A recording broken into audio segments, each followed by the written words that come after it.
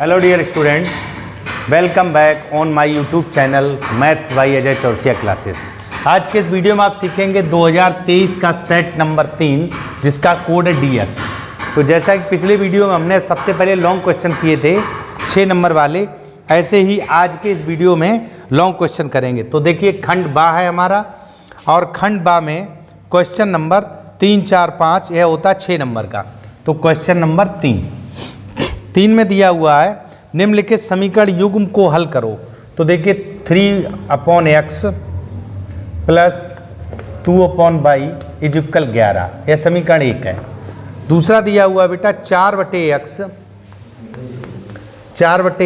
Minus 5/y और is equal 7, समीकरण number 2 है। आपको क्या करना, विलोपन विधि लगाते हैं तो या तो y का गुणांक बराबर कर लो या x का।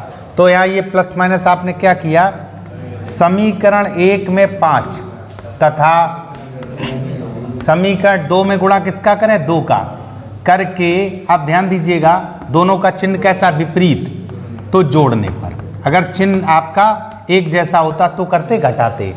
तो मैंने 1 में 5 का किया तो 15/x प्लस 5 दूनी 10/y इज इक्वल 11 का 5 में किया तो 55। यहाँ मैंने 2 का किया तो 8/x माइनस 10/y, 10y नहीं 10/y, यहाँ हो जाएगा 14। और जोड़ने पे ये कट गया, चूंकि हर समान है तो 15 और 8 23/x। इधर आपका हो गया 5 4 9 69। तो देखिए x इधर जाएगा और 23/69, तो ये हो गया 1/3। तो x का मान मैंने क्या निकाल लिया, 1/3। अब आप यहाँ लिखेंगे समीकरण चाहे 1 से कर दो या 2 से। x का मान 1/3 1 में रखा, तो देखिए बेटा 3/1/3 यही होगा, प्लस 2/y बराबर 11। यह 3 ऊपर जाएगा तो ये हो गया 9 प्लस 2/y इज इक्वल 11। तो 2/y हो गया 11 माइनस 9 अर्थात 2। तो y इधर जाएगा तो 2/2 अर्थात y बराबर 1। तो उम्मीद है ये समझ में आया होगा। तो x का मान और y का मान चेक करो, आंसर ठीक है। अब हम करते हैं अथवा। आपको पेपर में एक ही करना है। अथवा में दिया हुआ बेटा एक भिन्न, तो जैसे ही भिन्न शब्द का जिक्र हो तो आपको सबसे पहले लिखना होता माना कि अंश। देखिए बेटा जब भी भिन्न का सवाल आए अंश को x मानेंगे और हर को क्या मानेंगे, y। तो भिन्न हमारी क्या हो गई, x/y। यह बात हमको पहले से पता होनी चाहिए। इन्होंने का एक भिन्न 1/3 हो जाती है, भिन्न क्या हो गई 1/3। कब हो गई, जब उसके अंश में 1 जोड़ दिया जाए। देखिए अंश ये था, हर ये था, केवल अंश में 1 जोड़ा, तो यहाँ से हो गया y is equal 3x + 3, that's equation first. Clear. फिर इन्होंने कहा 1/4 हो जाती है। अब 1/4 हो रही है। 1/4 कब हो रही है, ये जो अंश और हर था इसमें इन्होंने क्या किया है, उसके हर में 1 घटाया। अब केवल हर में 1 घटाया। क्लियर। तो यहाँ से हो गया y - 1 इज इक्वल 4x। इतना समझ में आया। यह समीकरण 2 हो गई। आप लिखेंगे समीकरण 1 व 2 से। देखिए बेटा ये y का मान, यहाँ y का मान रखा है, जिसको यहाँ रख दीजिएगा। तो आपका हो जाएगा 3x और प्लस 3 माइनस, देखिए y की जगह 3x + 3 रख दिया, -1 इज इक्वल 4x। क्लियर। 3 में से 1 गया 2 और 4x माइनस 3x, तो यहाँ बच गया x बराबर 2। x बराबर 2 आप रख दीजिएगा समीकरण 1 में चाहे 2 में। तो समीकरण 1 से क्या था बेटा, y इज इक्वल 3x का मान 2 है और प्लस 3 दूनी 6 और 3 9। तो y बराबर हमारा क्या आ गया 9। x बराबर 2 आया, y बराबर 9 आया। अब आप लिखेंगे अतः भिन्न, जो भिन्न का मान था x/y था तो 2/9। अब जैसे आंसर हम अपना चेक भी कर सकते हैं। इन्होंने कहा 1/3 हो जाती, जब अंश में 1 जोड़ो, 1 जोड़ दीजिएगा 3 हो जाएगा, 3/3 3/9 अर्थात 1/3। हर में 1 घटा दी, हर में क्या किया 1 घटाया, तो यह कितना बचा 8, 2/8 यानी कि 1/4।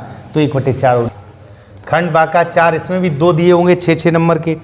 एक मंदिर की ऊंचाई 15 मीटर है। मंदिर के शीर्ष से सड़क के दूसरी ओर बने भवन। तो मंदिर छोटा होगा, भवन बड़ा होगा, पहली बात। ये आपका मंदिर हो गया, इसका नाम मान लो A और B। इधर एक बिंदु मान लो भवन, जिसका नाम मैंने मान लिया C और D। इन्होंने कहा है कि मंदिर के शीर्ष से सड़क के दूसरी ओर बने भवन के शीर्ष का उन्नयन कोण 30 अंश है। इसके शीर्ष से इसके शीर्ष का उन्नयन कोण, तो देखिए बेटा ये डॉटेड लाइन बनेगी क्योंकि इसके समांतर एक रेखा खींचनी पड़ती, यह उन्नयन कोण 30 अंश, तो उन्नयन कोण नीचे से बनता है। फिर इन्होंने कहा तथा भवन के पाद का अवनमन कोण, इसी शीर्ष से इसका अवनमन कोण यानी ये कोण, ये कितना है 45 अंश। इतना समझ में आया। अब ये आपका 30 हो गया, ये 45, तो देखिए बेटा इसका एकांतर ये होता है, तो ये भी 45 हो गया। और इन्होंने ये भी कहा जो भवन मंदिर की ऊंचाई है वो कितनी है 15 मीटर, यह ऊंचाई हमारी कितनी है 15, तो ध्यान दीजिएगा यह भी इतना 15 हो गया यहाँ से यहाँ तक। ABCD मान लिया, यहाँ पे बिंदु E मान लो, और इतना आप दूरी H मान लो, ये जो ऊंचाई है क्या मान लो H। तो सबसे पहले छोटे त्रिभुज BED में, एक मिनट, BED में। अब देखो बेटा हम दोनों के बीच की दूरी ये x मान लें, तो ये भी आपकी यहाँ से यहाँ तक x हो गई। क्लियर। तो BED में बात करते हैं, तो tan 30 बराबर h बटे x, यह 1/√3 होता है, और x इज इक्वल h, तो x बराबर √3h हो गया, समीकरण नंबर 1। फिर हम बात करते हैं त्रिभुज ACB में, ACB में यहाँ पर बेटा कोण क्या है tan 45 बराबर क्या लिखेंगे, AH की जगह 15 बटे x की जगह x है, यह मान 1 होता है, तो 1 × h इज इक्वल 15, तो हमारा x का मान कितना आ गया 15। क्लियर। तो x का मान यहाँ रख दीजिएगा 15, तो 15 बटे √3 इज इक्वल h, 15 को लिख सकते हो 5 √3 और √3, 5 × 15 होता है, और बटे √3 बराबर h, ये कट गया, तो h का मान कितना आ गया 5 √3। हमसे इन्होंने पूछा है सिद्ध कीजिए एक भवन की ऊंचाई, भवन की ऊंचाई पूछी बेटा, ठीक है बेटा।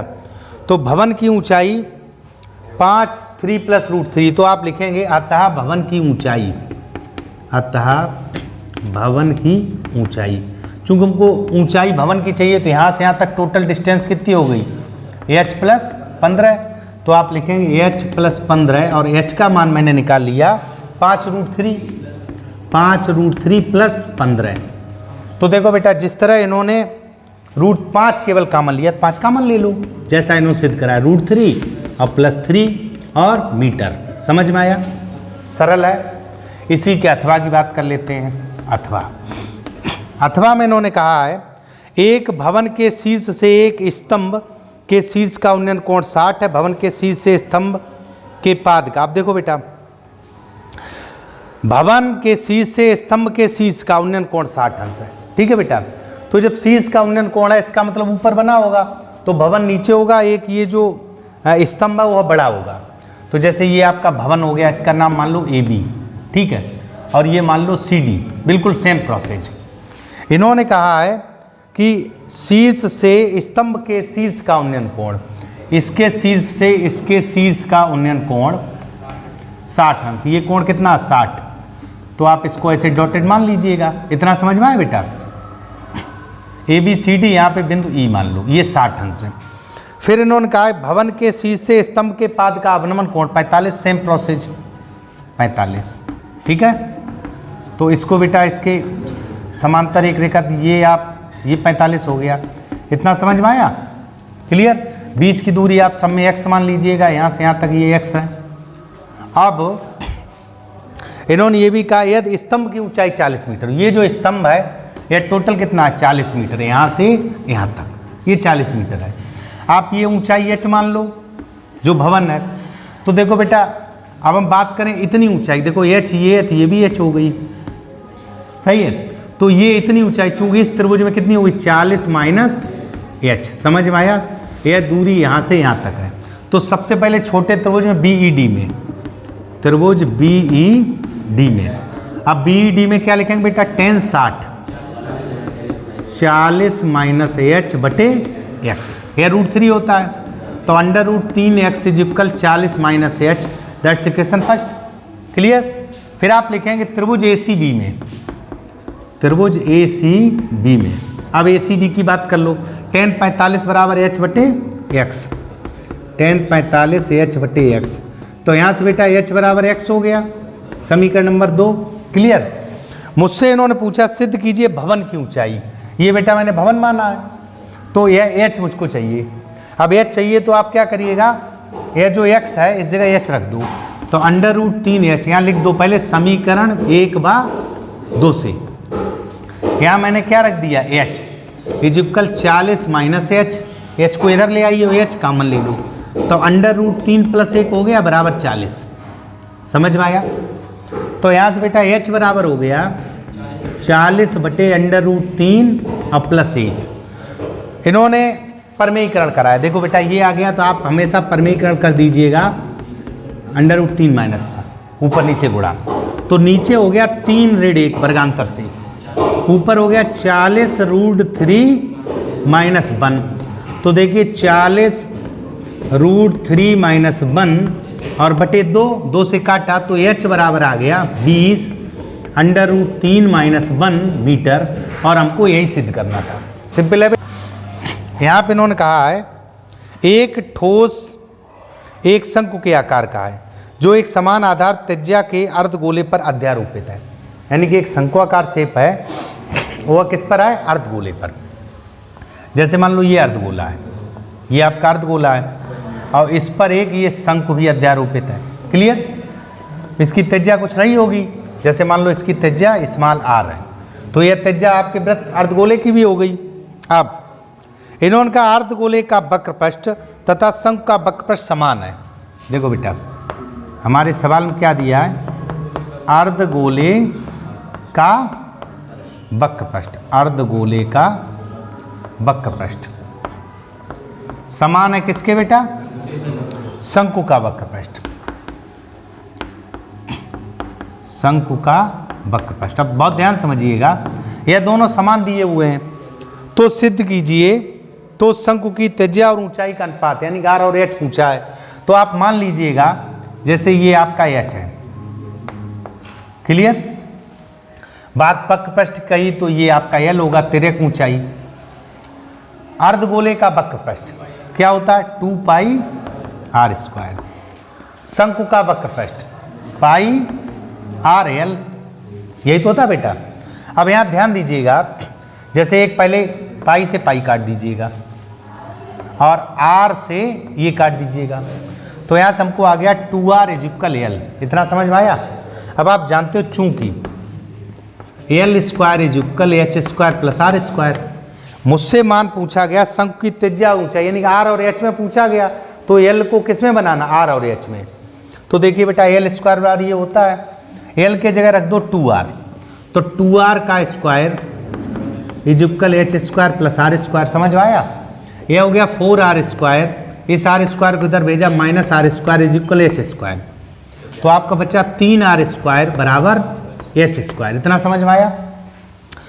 शंकु की त्रिज्या और ऊंचाई r बटे h पूछा है, तो इधर देखो बेटा आप इसको लिख सकते हो r² / h² बराबर, देखिए बेटा 1/3 हो जाएगा, तो r बटे h इसका दोनों ओर वर्गमूल ले लो तो 1/√3, तो r अनुपात h ये आया 1/√3। आंसर देख लो बेटा। ठीक है, तो त्रिज्या और ऊंचाई का अनुपात क्या हो गया, 1/√3। फिर समझिएगा, ये मैंने मान लिया, देखो बेटा ये तिर्यक ऊंचाई होती है, ऊंचाई है त्रिज्या, तो अर्धगोले का वक्रपृष्ठ 2πr² होता है और इसका शंकु का πrl। यहाँ से l और r में संबंध आ गया, और चूंकि यह सूत्र होता है। क्लियर बेटा। अब चलते हैं इसके अथवा पार्ट पर। अथवा में इन्होंने कहा है 12 सेंटीमीटर, 16 सेंटीमीटर, 20 सेंटीमीटर व्यास वाले 3 ठोस गोलों को पिघलाया। तो मैंने आपको बताया था कभी भी कोई भी वस्तु पिघलाई जाए तो उनके आयतन निकालना है। तो यहाँ पर देखो बेटा इस तरह के 3 गोला हैं, जैसे एक गोला मान लो ये है, फिर एक गोला इससे थोड़ा बड़ा है, ठीक है, फिर एक गोला इससे थोड़ा और बड़ा है। क्लियर। तो इन सबके व्यास दिए हैं, व्यास दिया, जैसे इसका 12 सेंटीमीटर दिया है और इसका कितना दिया है 16 और फिर 20, इसका व्यास दिया हुआ 20, ठीक 20 सेंटीमीटर। इनको पिघलाया गया और इनको पिघलाकर एक ठोस गोला बनाया गया, यानी ये सब के बराबर एक बड़ा गोला बना। क्लियर। जिसका व्यास मान लो 2R है।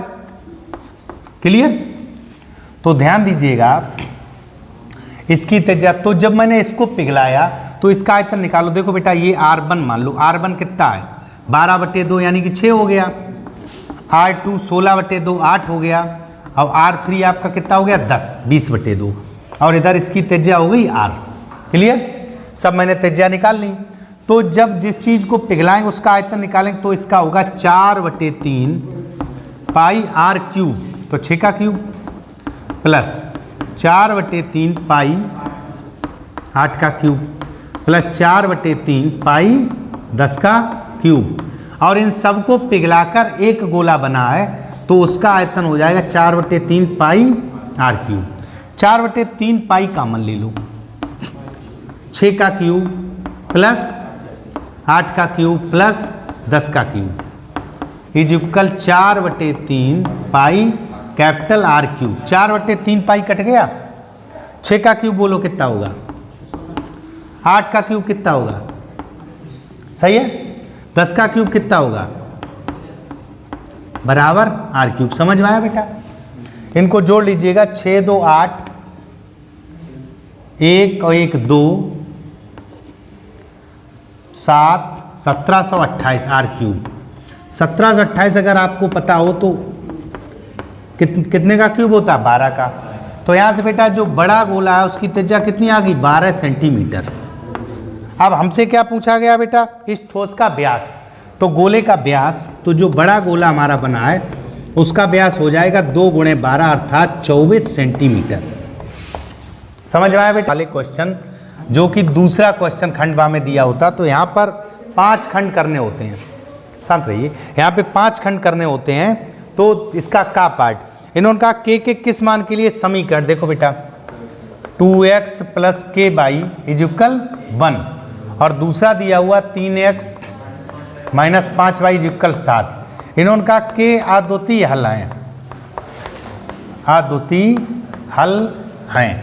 तो आपको ध्यान होगा यदि समीकरण, देखो ये अपना नोट कर लीजिएगा, क्या होता है कि अगर a1x + b1y = c1 और a2x + b2y = c2 के आद्वितीय हल हों, कैसे हल हों, आद्वितीय हल हैं, तो a1/a2 बराबर नहीं है b1/b2, यानी कि a1/a2 is not equal b1/b2। तो देखो 2/3 बराबर नहीं है k/-5, तो देखिए k बराबर नहीं है माइनस का 10/3, और यही आंसर हो गया। सिंपल है, देखिए उत्तर खा की बात करते हैं। इन्होंने कहा 3.5 सेंटीमीटर त्रिज्या के अर्धगोले पर शंकु के रूप में एक खिलौना है। देखो बेटा अर्धगोला ये बना लिया, बहुत ध्यान समझिएगा, अर्धगोला ठीक है, और इस पर एक शंकु इस तरह बना हुआ है, इसकी त्रिज्या दी है 3.5 सेंटीमीटर। तो ये भी बेटा यहाँ से यहाँ तक 3.5 होगा, बहुत ध्यान समझिएगा, यहाँ से चूंकि ये इसकी त्रिज्या ये भी होगी 3.5। अब एक अर्धगोले के शंकु के रूप में एक खिलौना है, खिलौने की संपूर्ण ऊंचाई 15.5, तो टोटल ऊंचाई 15.5 है यहाँ से यहाँ तक। क्लियर, 3.5 ये कम हो गई तो 12 सेंटीमीटर आपका शंक्वाकार भाग बचा, ये तो बच गया। ये जो ऊंचाई आ गई ये हमारी कितनी आ गई 12। अब इन्होंने कहा है खिलौने का संपूर्ण पृष्ठ बताओ। तो संपूर्ण पृष्ठ के लिए सबसे पहले मुझे क्या चाहिए, तिरछी ऊंचाई L चाहिए। तो देखो बेटा यहाँ से h बराबर हमारा 12 आ गया और r बराबर 3.5 आया। तो सबसे पहले तिर्यक ऊंचाई L क्या होता है, h² + r²। समझ में आया। तो देखिए ये हो गया 144 और प्लस 12.25, ठीक है बेटा। यह हो गया 4 2 6 5 156.25। 156 को देख लो कोई नियरेस्ट, 12 और 13, 12 × 13 156 होता है, तो 12.5 सेंटीमीटर हो गया। ठीक है बेटा, यह शॉर्टकट है और मैंने शायद पीछे बताया भी था। ये आपकी तिर्यक ऊंचाई आ गई, तिरछी ऊंचाई। अब मुझे चाहिए खिलौने का, क्या पूछा, संपूर्ण पृष्ठ, खिलौने का संपूर्ण पृष्ठ। देखो बेटा संपूर्ण पृष्ठ की बात करें तो चूंकि ये जो शेप होती है छुप जाती है, ढक जाती है, तो आपका ये वाला 2 पाई आर स्क्वायर रह गया, 2 पाई आर स्क्वायर और प्लस पाई आर एल। चूंकि ये जो खुला पृष्ठ है ये वाला, ये क्या है, पाई आर एल। समझ में आया? यहाँ देखो बेटा, पाई आर कॉमन ले लो तो क्या बचा, 2r प्लस एल। पाई का मान 22/7, आर का मान 3.5। यहाँ देखो आर का मान 3.5 रखा तो ये हो गया 7 और एल का मान है 12.5। समझ में आया? तो देखो 7 पन्ना 35.5, 22 पंचे 110 तो 11.0 गुणे 19.5 गुणा कर दीजिएगा। 11 पंचे 55, 5 11 ने 99 और 5 104 हासिल लगी 10, 11 एकन 11 और 10 21 इतने सेंटीमीटर स्क्वायर की सिद्ध करो। √7 एक परमेय संख्या है, गलत लिखा है, यहाँ होगा एक अपरमेय संख्या है। ठीक है बेटा, क्या सिद्ध करना है, अपरमेय संख्या। मुझको √7 एक अपरमेय संख्या सिद्ध करना है। तो आप सबसे पहले मानेंगे, माना कि √7 एक क्या मानते हैं बेटा, परमेय संख्या है। अब जब अपरमेय सिद्ध करना है तो मैं किसको मानूंगा, परमेय को। तो आप लिखोगे √7 बराबर P/Q। क्लियर? जहां Q 0 के बराबर नहीं, Q इज नॉट इक्वल 0। दोनों ओर वर्ग करने पर, दोनों ओर वर्ग करने पर, सही है बेटा। जब मैंने वर्ग किया तो यहाँ हो जाएगा 7, ये हो जाएगा P²/Q²। एक Q इधर ले आओ। ठीक है बेटा, अब आप लिखोगे चूंकि 7Q एक पूर्णांक है, एक पूर्णांक है और P²/Q एक क्या है, परमेय संख्या, परमेय संख्या है। दोनोदोनों विरोध की बात होगी तो आप लिखेंगे उक्त विरोधाभास है, अतः √7 एक अपरिमेय संख्या है। ठीक है, आंसर थोड़ा गलत भी छपा है, यहाँ छप गया परमेय तो ये अपरमेय होती है। ठीक है बेटा, इसके गा पार्ट की बात करते हैं। गा के बाद घा नहीं, ये गा था, अब घा सही है बेटा। घा में इन्होंने कहा है cos θ = 4/5। देखो बेटा, cos θ = 4/5 तो तुरंत आपने ट्राइंगल बनाया।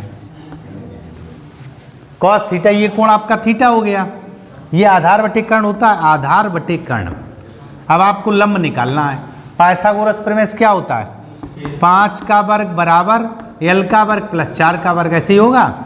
तो 25 - 16 = l का वर्ग, तो l वर्ग आपका 9 आया, तो l बराबर 3 हो गया।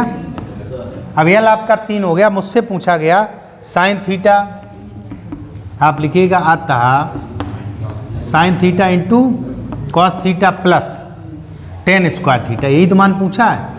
तो देखो बेटा, साइन होता लंब बटे कर्ण, ये हमारा 3 निकल आया, तो 3/5। ये होता आधार बटे कर्ण, tan होता लंब बटे आधार, तो 3/4 का होल स्क्वायर। यह हो गया 12/25 और प्लस 9/16।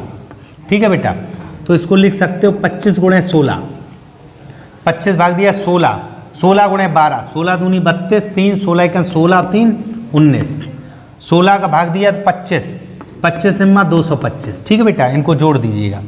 5 2 7, 9 2 11, 3 1 4, 417/16 पंचे 80 8, 16 दूनी 32 8 40। ये आंसर हो गया। क्लियर? इसके बाद हम बात करते हैं, अब अगला टेबल का है, इसको नोट करिएगा। देखिए बेटा, इसी के अंग्या पार्ट की बात करते हैं। तो अंग्या पार्ट में इन्होंने कहा है एफ के किस्म बारंबारता एफ पूछिए और प्राप्तांकों का माध्य। माध्य हमारे सवाल में 25 दिया हुआ, माध्य कितना दिया बेटा, 25। ठीक, अब प्राप्तांक, तो अब आपको टेबल बनानी है प्राप्तांक। अब प्राप्तांक के बाद दिया हुआ है विद्यार्थियों की संख्या। देखो बेटा, जब भी माध्य की बात हो तो आपको एक शब्द लिखना होता है मध्यमान, जिसको हम स्मॉल x से डिनोट करते हैं, मध्यमान। तो प्राप्तांक है 0 से 10, 10 से 20, 20 से 30, 30 से 40 और 40 से 50। यही तो है बेटा। अब ध्यान दीजिएगा, इसका मध्यमान निकालिएगा तो 5, 15, 25, 35 और 45। विद्यार्थियों की संख्या तो यह जो भी दिया होता है यह स्मॉल एफ कहलाता है, यानी कि बारंबारता। तो 6 दिया, एफ दिया 6, 10, 5, 6, 10 और 5। यहाँ पर आपको हमेशा x इंटू एफ लिखना होता है, तो ये 30 हो गया और यह 15f हो गया, 15f। चूँकि यहाँ पे चर राशि है तो इसको अलग लिखा। यहाँ देखिएगा, यह हो गया 150, यह हो गया 350 और यह हो गया 225, 5 पंचे 25, 225। ठीक बेटा, एफ का टोटल सिग्मा एफ हो गया। यहाँ देखिए बेटा, एफ को तो अलग लिख लीजिएगा, एफ प्लस 15 और 6 21 27, 27 प्लस एफ हो गया। क्लियर? अच्छा, यहाँ सिग्मा एक्स एफ करेंगे तो इसमें 15f को अलग लिख लो, 15f को अलग लिख लो प्लस, अब इनको जोड़ दो, 5, 5 2 7, 5 12, 3 15, 1 3 3 6 1 7, 755। तो अब आप लिखोगे माध्य बराबर क्या है? Sigma x F over sigma F. अब माध्य हमारे सवाल में 25 दिया है, 25 बराबर सिग्मा एक्स एफ कितना है? 15f प्लस 755 और नीचे दिया हुआ f प्लस 27। ठीक है बेटा, इनका गुणा करिएगा तो हो गया 25f प्लस, देखो बेटा 25f प्लस 25 का 7 में किया तो 25 7 175, 17 हासिल, 25 दूनी 50, 17 67, 675। सही बेटा, बराबर 15f बराबर में 15f प्लस 755। क्लियर? तो देखो बेटा, इधर 25f दिया है, माइनस का 15f इज इक्वल 755 माइनस 675। यहाँ पे 10f रह गया, यहाँ 5 में से 5 गया, 15 में से 7 गया, 8, 80। तो f इज इक्वल 80/10 अर्थात 8। तो जो f का मान निकला वो कितना निकल आया? 8। क्लियर? देखिए बेटा, अब 4 पार्ट में पूछा है बहुलक, तो इसके लिए सबसे पहले वर्ग अंतराल दिया हुआ है। वर्ग अंतराल देख लो बेटा, वर्ग अंतराल है 0 से 20, 0 से 20, फिर 20 से 40, 40 से 60, 60 से 80 से 100, 100 से और 120 से फिर 140 तक दिया है। अब यहाँ पर शब्द दिया हुआ बारंबारता। चूंकि जब बहुलक या माध्यिका की बात होती है तो मुझे मध्यमान नहीं निकालना होता है। बारंबारता 6 8 10, 6 8 10, 12 6 5 3। क्लियर? तो जब भी बात करते हैं बहुलक की, तो बहुलक में आप वह पद देखते हैं जिसकी बारंबारता सबसे ज़्यादा है। यहाँ सबसे ज़्यादा 12 है, तो इसको आप क्लियर कर लो। जिसकी बारंबारता सबसे ज़्यादा हो वह बारंबारता, इसको हम F1 से डिनोट करते हैं।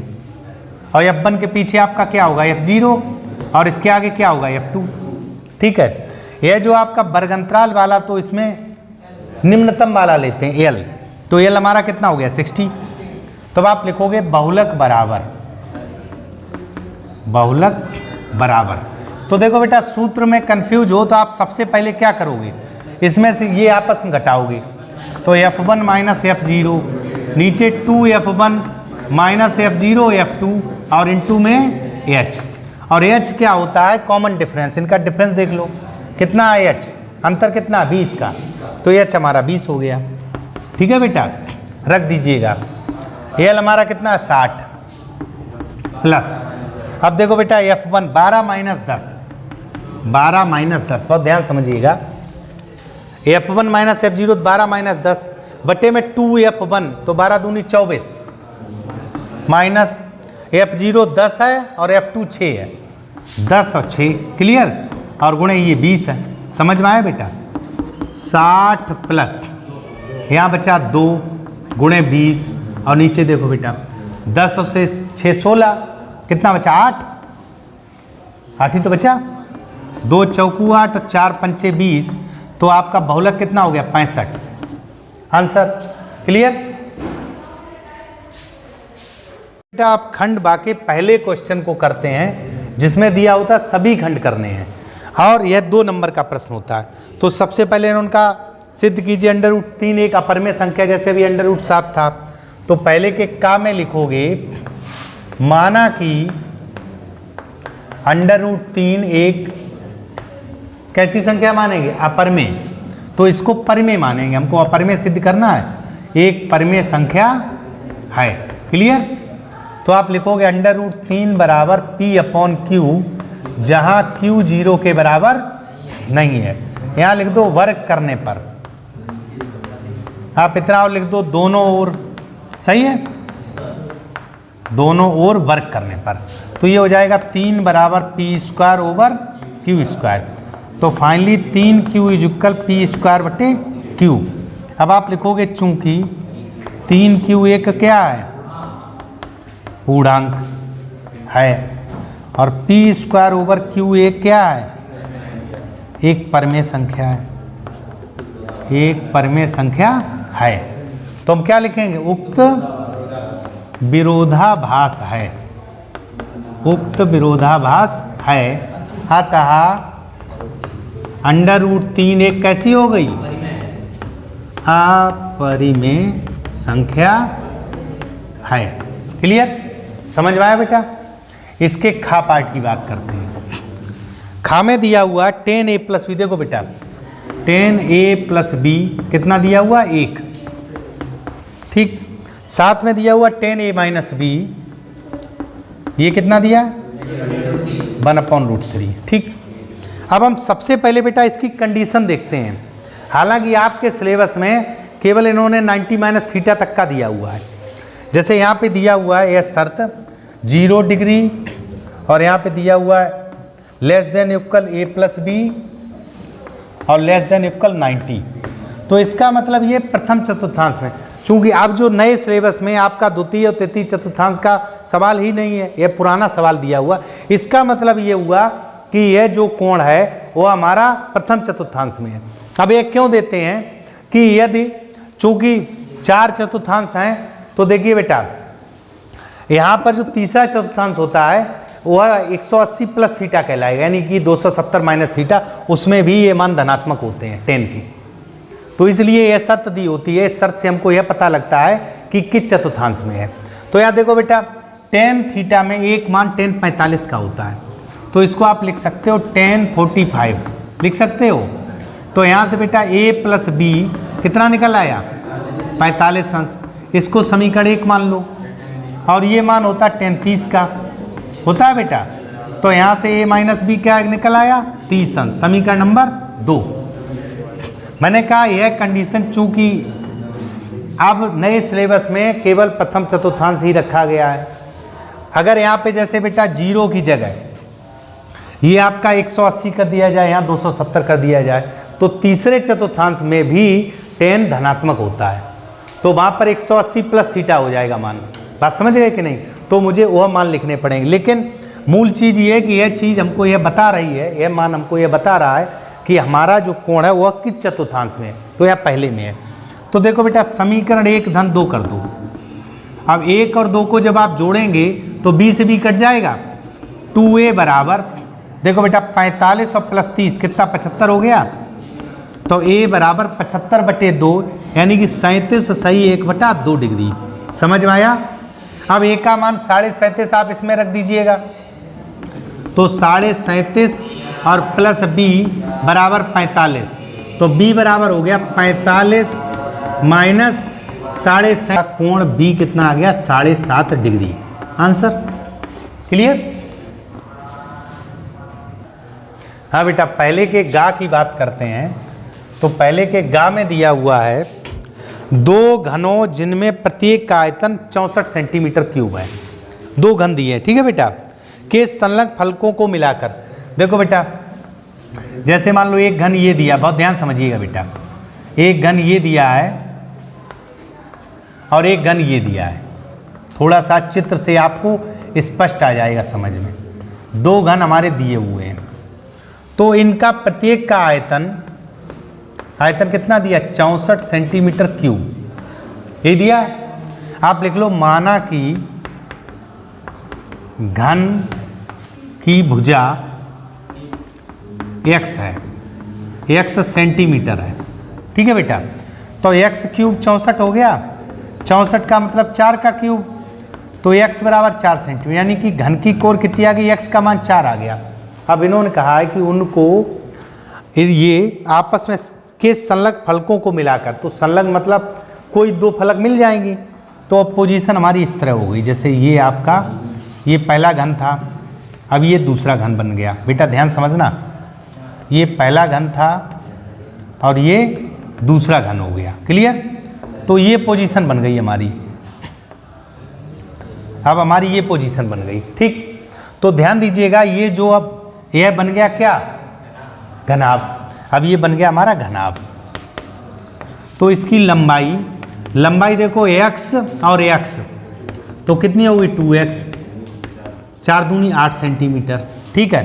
चौड़ाई वही रहेगी 4 सेंटीमीटर और ऊंचाई भी वही रहेगी 4 सेंटीमीटर, क्लियर। हमसे पूछा गया है संपूर्ण पृष्ठ, तो आप निकालोगे संपूर्ण पृष्ठ। अब चूंकि बन गया घनाभ, तो आपका 2LB + BH + HL, लंबाई का मतलब ये देखिए LBH ये है, तो देखो बेटा 2, यहाँ पे 8 × 4 प्लस 4 × 4 और प्लस 8 × 4 × 8, क्लियर। तो देखो बेटा 2, 8 चौकू 32, 8 चौकू 32, 32 64, 64 और 16 80, 80 दूनी 160, तो 160 सेंटीमीटर स्क्वायर ये हमारा आ गया, जो घनाभ बना है उसका संपूर्ण पृष्ठ, क्लियर। अब बात करते हैं इसी के घा पार्ट की। घा में इन्होंने कहा है माध्यिका पूछी है, तो माध्यिका में हमको क्या निकालना पड़ता, संचयी बारंबारता। तो सबसे पहले वर्ग अंतराल लिख लो, वर्ग अंतराल, ठीक है बेटा।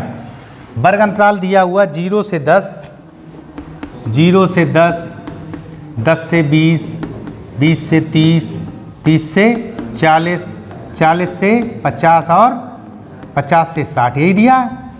उसके बाद बारंबारता लिख लो, बारंबारता दी 7 12 18, 7 12 18, 15 10 3, यहाँ पे बेटा ये F हो गया। अब आप क्या बनाओगे, संचयी बारंबारता, जिसको हम क्या कहते हैं CF। तो देखो बेटा 7 7 12 19, 19 और 18 37, 52 52 10 62, 62 और 3 65। आप चेक कर लो सिग्मा F ये 65 ही आएगा। देखो 3 5 8 8 16 2 18 7 25 2 3 4 5 6, क्लियर। अब आपको सबसे पहले हमको निकालना है n/2, यही n होता है, तो 65/2 32.5। अब 32 के आगे 37 है, तो ये वाली लाइन हो गई आपकी। 32 के आगे जो है n/2 जो मान निकले, उसमें संचयी बारंबारता वाले खाने में आप आगे देख लो, क्लियर। आप बात करते हैं माध्यिका की। माध्यिका तो देखिए आप L जो न्यूनतम सीमा है, इसकी निम्नतम सीमा L + n/2 - CF/F और इंटू H आप जानते हो। देखो बेटा यहाँ कितने का अंतर है, 10 का, तो H बराबर 10 हो गया, क्लियर। अब देखिए बेटा L का मान कितना है 20 प्लस n/2 कितना है 32.5 माइनस CF कितना है 19 बटे F कितना है 18 और गुणे 10, क्लियर। देखो बेटा 20 को टच नहीं करो, यहाँ देखो बेटा 32.5 में 19 गया तो 13.5 और 10 का गुणा किया तो 135/18, ठीक है बेटा। 18 सत्ते 18.95, तो ये हो गया 27.5 आंसर। यहाँ पर दिया हुआ है बिंदुओं 1, -5 और -4, 5 को मिलाने वाली रेखाखंड x अक्ष द्वारा विभाजित करने वाले बिंदु के निर्देशांक, अनुपात दिया नहीं है, तो मुझे चित्र बनाना पड़ेगा। देखो बेटा ये आपका चतुर्थांश हो गया, ये केंद्र हो गया, पहला कोऑर्डिनेट 1 कोमा -5, 1 -5 नीचे 1 2 3 4 और 5। यह बिंदु हो गया आपका इन दोनों का परिणामी बिंदु। यह बिंदु क्या हो गया 1 कोमा -5। क्लियर। आगे इन्होंने दिया हुआ है -4 कोमा 5, तो देखो -4 इधर होगा 1 2 3 4, यह -4 हो गया। ठीक है बेटा। और प्लस का 5 1 2 3 4 5, तो इन दोनों का परिणामी यह बिंदु हो गया। बहुत ध्यान समझिएगा, इन दोनों का परिणामी यह बिंदु हो गया -4 कोमा 5। ठीक है बेटा। अब हम इसको मिलाएंगे, ध्यान दीजिएगा, ये और ये मिलाएंगे।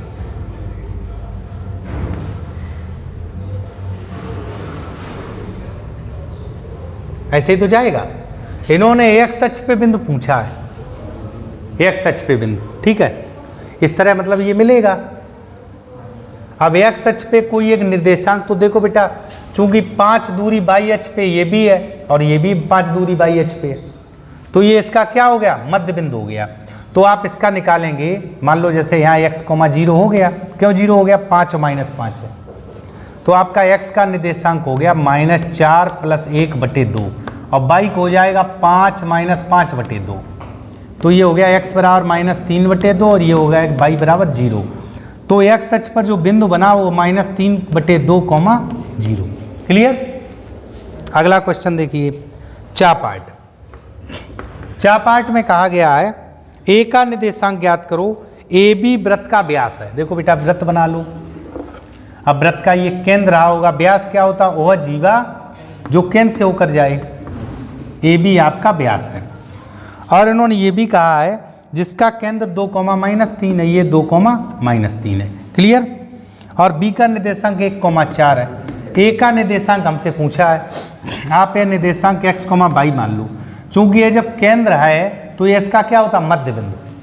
तो यहाँ देखो बेटा 2 बराबर x + 1/2 और y बराबर -3 बराबर y + 4/2। क्लियर। तो देखिए 2 दूनी 4 बराबर x + 1, तो x बराबर हो गया 3। क्लियर। यहाँ देखो -6 बराबर y + 4, तो y बराबर हो गया -10। तो जो बिंदु A का निर्देशांक निकला हुआ 3, -10 निकला आंसर। ठीक है बेटा। अब तो इस पर बेटा आप देखिए खंड A जो ऑब्जेक्टिव है, जो आपको कॉपी पे केवल लास्ट में रफ वर्क पे हल करना है। देखो बेटा पहले क्वेश्चन में दिया हुआ है 17/2 × 5। ठीक है बेटा। इन्होंने पूछा का दशमलव प्रसार करने में किस दशमलव स्थान के बाद समाप्त होगा। तो देखो बेटा ये 20 हो गया। आप सिंपल सा समझ लो 17/20 है। तो देखो बेटा इन्होंने कहा दशमलव प्रसार निम्नलिखित में से किस दशमलव स्थान के बाद समाप्त होगा। तो देखो यहाँ पे 20 भाग नहीं गया, 0.1, तो इसका भाग दिया 170 हो गया। 20 अट्ठे और 20 पंचे, सही है। तो कितने बाद 2 अंकों बाद, यही तो इन्होंने कहा है। तो 2 अंक हमारे किस ऑप्शन में आ रहे हैं, बी पार्ट हो गया। दूसरा का बिंदु -3, 5 की y अक्ष से दूरी। तो देखो बेटा ये हमारा x अक्ष है, ये y अक्ष है। तो -3, तो देखो बेटा 1 2 3, ये -3 होगा 5 प्लस का 1 2 3 4 5। तो यहाँ पर जो बिंदु बनेगा वो -3, 5 बनेगा। अब इसकी किससे दूरी पूछी, y अक्ष से। तो y अक्ष से दूरी ये होगी, तो चिन्ह चूंकि यह होता है x डैश और y डैश। बहुत ध्यान समझिएगा। तो निर्देशांक में तो -3 है क्योंकि x की ऋण दिशा है, लेकिन बात करें y अक्ष से दूरी, तो y अक्ष से दूरी कैसी राशि है, अदिश राशि है। तो दूरी जब अदिश राशि तो 3 मात्रक होगी, और 3 मात्रक हमारे इसमें किसी पार्ट में नहीं दिया गया, तो D। निर्देशांक तो ऋण 3 होगा। निर्देशांक हमको यह बताता है कि x के ऋण दिशा में, लेकिन जब बात करें डिस्टेंस की तो दूरी कैसी राशि होती है, अदिश राशि। तो यहाँ पर दूरी 3 मात्रक है। क्लियर। तो इसका डी पार्ट। क्वेश्चन नंबर 3 में संख्या 144 के अभाज्य गुणनखंड। तो सबसे पहले बेटा बोलो नहीं, 2 सत्ते 14, 2 दूनी 4, 2 तियाँ 6, 2 छंग 12, 18, 9, 3 और 3 एकन 3। इन्होंने कहा है कि अभाज्य गुणनखंडों की घातों का योग, देखो ये हो गया 2 पे घात 4 और 3 पे घात 2, घातों का योग 4 प्लस 2, देखो घात यही तो है, तो कितना हो गया 6 घातों का योग, जो हमारे ऑप्शन में डी पार्ट है। क्लियर, समझ में आया। अब इन्होंने कहा है दिया गया लासापा, देखो बेटा चौथे पार्ट की बात कर लें। इन्होंने कहा लासापा 31 68 दिया गया, 132 288 दो संख्याएं हैं जिनका लासा दिया 31 68। मुझसे पूछा गया मासा, तो देखिए हम जानते हैं दो संख्याओं का गुणनफल बराबर लासा गुणे मासा, तो मासा बराबर क्या होगा, संख्याओं का गुणनफल और बटे लासा। लासा हमारा कितना दिया है 31 68। यानी 11 से काटने के लिए ये समझ लो, जब सम स्थानों के अंक और विषम स्थानों के अंक उनका अंतर 11 या 0 आ जाए तो 11 से काट। देखो बेटा 8 1 9 6 3 9, तो 11 से काट दो, 11 दूनी 22, कितना बचा 9, यहाँ 96, तो 11 8 88, कितना बचा 8, 11 8 88। इधर देखो 11 1 11, 11 दूनी 22, क्लियर, 288 288 कट गया, तो मासा कितना आ गया 12, और 12 हमारा कौन सा ऑप्शन है डी। क्लियर। बात करते हैं पांचवें क्वेश्चन की। पांचवें क्वेश्चन का आगे द्विघात समीकरण के मूल बराबर हो। देखो बेटा यह चूंकि कॉपी पे ज्यादा हल तो करना नहीं है, इसके मूल बराबर हो तो आप जानते हो ax² plus bx plus c बराबर 0 से तुलना कर लो, abc निकाल लो, और मूल कैसे हैं बराबर।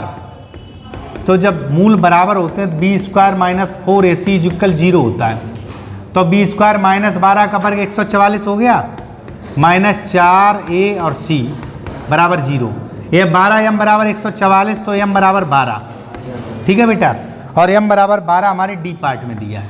क्लियर, कितना क्लियर हुआ। आगे देखो बेटा सवाल नंबर 6 में दिया हुआ है मूलों का योग। देखो बेटा 5x² माइनस 3x प्लस 2 बराबर 0, मूलों का योग क्या होता है माइनस x का गुणांक और बटे x² का गुणांक, तो प्लस का 3/5 आ जाएगा, जो हमारे ऑप्शन में ए पार्ट है। क्लियर। सवाल नंबर 7 की बात करें। 7 में दो युगपत समीकरण दिए, कोई हल नहीं है। बेटा जब कोई हल नहीं होता है तो क्या होता है a1/a2 बराबर b1/b2 is not equal c1/c2। तो देखो कोई हल नहीं, तो x का गुणांक 1 है और इसमें 2 है, और इधर y का गुणांक 2 है, इसका लैम्डा है। क्लियर, तो लैम्डा बराबर कितना आ गया 4, और लैम्डा बराबर 4 हमारे ऑप्शन में डी पार्ट है। क्लियर। सवाल नंबर 8 को देखिएगा, बिंदुओं ए और बी को जोड़ने वाले रेखाखंड मध्य बिंदु ये दिया। देखो बेटा ऐसे समझ लो, ए का -4,2 है और बी का है 5,6, और ये कहा गया मध्य बिंदु जो है a/8,4 है। तो ए का मान पूछा, तो देखो बेटा ये x1 और ये x2, तो x बराबर x1 प्लस x2/2, समझ में आया। देखो बेटा 2 चौकू 8, यहाँ 1 बचा, 4 1 4, तो ये बराबर कितना आ गया 4, समझ में आया, और ए बराबर 4 हमारे ऑप्शन में डी पार्ट है। क्लियर। सवाल नंबर 9 में इन्होंने एक चित्र दिया हुआ है, और चित्र में ये कहा गया है दिए गए चित्र में ABC आधार BC के समांतर PQ, तो PQ और BC, देखो बेटा PQ और BC का अनुपात दिया गया, PQ और BC का अनुपात दिया हुआ है 1:3, ठीक बेटा। तो त्रिभुज में देखो बेटा एक्चुअली क्या होगा AP/PQ बराबर AB/BC, AB/BC यही तो अनुपात होगा चित्र में, चूंकि PQ और BC कैसी है समांतर। यहाँ PQ/BC दिया, तो यहाँ देखो बेटा PQ/BC बराबर क्या होगा AP/AB, AP/AB होगा। तो यहाँ से बेटा AP/AB हमारा निकल आया, AP/AB यह निकला 1/3, चूंकि ये इसको बटे में लिखना तो 1/3 लिख दो। कितना समझ में आया बेटा। अब जैसे देखो बेटा ये मैंने एक चित्र बनाया ABC, यहाँ पर दिया हुआ P और Q। क्लियर। इन्होंने AP हमने जो निकाला है वो क्या निकाला, AP बटे AB। तो AP यानी ये टुकड़ा और पूरा टुकड़ा, ये 1:3 है। तो पूरे टुकड़ा के 3 भाग हैं, तो 1 भाग इधर, इधर कितना भाग बचा, 2 भाग बचा। तो इसका मतलब AP बटे PB ये क्या हो गया, 1/2। तो अनुपात क्या आ गया, 1:2। आंसर समझ में आया। देखो बेटा AP और बटे AB 1:3 है, तो पूरे टुकड़ा हो गए, जो पूरा भाग है वो 3 भाग है, इतना भाग 1 है, तो इतना कितना बचा, 2 भाग। तो 1:2 आया, और 1:2 हमारे इस प्रश्न में C पार्ट है। क्लियर। 10वें क्वेश्चन में AB बराबर दिया गया 6√3, तो 36 × 3 = 18, 108 ये तो हो गया। उसके बाद दिया है AC हो गया 12, तो ये इसका वर्ग अगर करेंगे तो 144 आएगा। ठीक है बेटा। और दिया हुआ BC 6 दिया है, इसका वर्ग करेंगे तो 36। ठीक बेटा। अब देखो इन दोनों को अगर हम जोड़ें तो 8 6 14, 3 1 4, तो ये आ रहा। तो इसका मतलब हमारे इस क्वेश्चन में क्या आ रहा, AC वर्ग बराबर AB वर्ग प्लस BC वर्ग। बड़ी भुजा का वर्ग शेष दोनों भुजाओं वर्गों के योग के बराबर है, तो कैसा हो गया, समकोण त्रिभुज हो गया। तो जब समकोण हो गया तो इन्होंने कोण पूछा तो 90 अंश आएगा, और 90 अंश का मतलब ऑप्शन बी। ठीक है बेटा। 11वें क्वेश्चन, 11वें में 2 समरूप क्षेत्रफलों का अनुपात। कल मैंने बताया था कि जब त्रिभुज के समरूप 2 त्रिभुज हों तो उनकी दोनों के भुजाओं के वर्गों का अनुपात उनका क्षेत्रफल होता है। तो क्षेत्रफल जैसे मान लो A1² या ऐसे मान लो A1 बटे A2, इसकी भुजा पहले मान लो A1 और दूसरे मान लो A2, ये आ गया। और ये क्षेत्रफल हमारा दिया हुआ है 16/25, 16:25 है। तो A1 बटे A2 यानी भुजाओं का अनुपात क्या आएगा, 4/5। तो भुजाओं का अनुपात क्या हो गया बेटा, 4:5। और जो हमारे क्वेश्चन में बी पार्ट दिया हुआ है, सही है बेटा। सवाल नंबर 12 में दिया हुआ है, 12 में चित्र है, इधर देखो 12 में चित्र दिया हुआ है। तो यहाँ पर देखो बेटा CAD पूछा है, CAD का अनुपात। देखो बेटा यहाँ पर ऐसे त्रिभुज दिया हुआ है ABC, क्योंकि कुछ चीज़ें बिना चित्र के नहीं निकल सकती हैं। और AD, ये D दिया हुआ, यहाँ पर दिया ये 3 है, ये 2 है, ये 4 है, ये 6 है। क्लियर। तो देखो बेटा यहाँ पर इन्होंने कहा कि तो कोण BAD और CAD का अनुपात। देखो बेटा सबसे पहले आप देख लो कि AB बटे BD बराबर 3/2, और इधर देख लो AC बटे CD 6/4, ये भी 3/2 हो गया। तो दोनों अनुपात बराबर आ रहे हैं। जब इनका ये अनुपात और ये अनुपात बराबर आ रहे तो संगत कोण भी बराबर होंगे। तो संगत कोण बेटा कौन सा, BAD ये कोण और CAD ये कोण, तो ये कोण भी तो बराबर होंगे। तो इसका मतलब अनुपात पूछा है, तो कोण BAD अनुपात CAD, यह दोनों जब बराबर होंगे तो 1:1 हो जाएगा। जब दोनों बराबर कोण है तो 1:1 हो जाएगा, जो हमारे ऑप्शन में बी पार्ट है।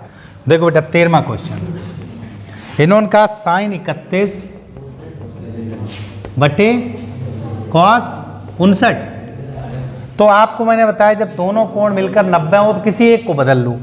तो जैसे ये बेटा sin 31 को टच नहीं किया, और नीचे देखिए cos 90 माइनस 90 में से ऊपर वाला कोण घटा दो तो 59 बचेगा, और cos 90 माइनस थीटा क्या होता है, sin थीटा।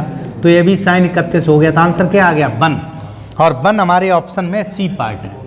ठीक है बेटा। क्वेश्चन नंबर 14 में दिया हुआ है, देखिए बेटा ये पीछे भी एक में आ चुका है, तो थोड़ा सा उसमें कन्फ्यूजन हुआ था। यहाँ पर ये देखिएगा, जैसे देखो बेटा O, यहाँ पर दिया हुआ B, और यहाँ पर एक ऐसे दिया हुआ, देखो बेटा B ये है A और ये है P और ये है Q। ध्यान से समझिएगा, यहाँ पर एक कोण ये बना, एक कोण ये बना, ये कोण बने हैं। देखो बेटा ये हमारा 45 दिया है, कितना दिया है, 45। ठीक।